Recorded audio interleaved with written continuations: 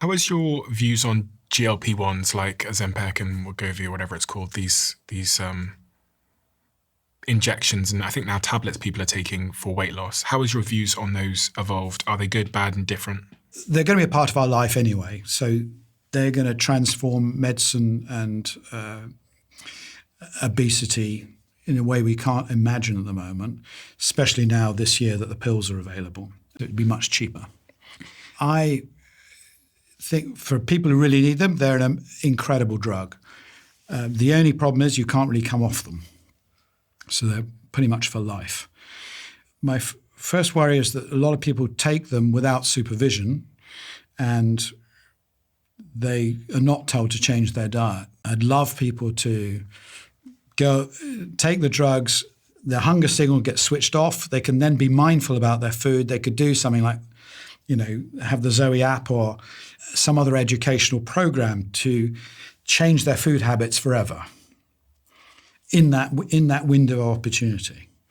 And that, I think, is where we should be doing. And that's been completely ignored at the moment.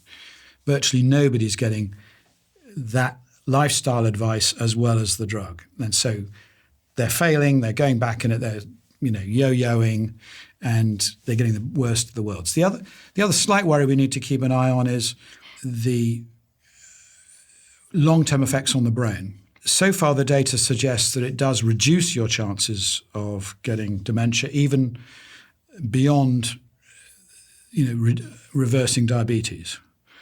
So it looks like it's brain protective, probably because it might have anti-inflammatory effects. It reduces things like gambling and addictions. So we don't really know how it does that, but if it takes away some of those drives, those basic drives to say, I like to take risks, I like to take drugs, I like to smoke, I like to gamble on horses.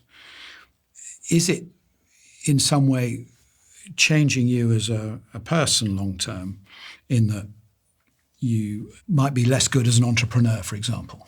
Mm-hmm.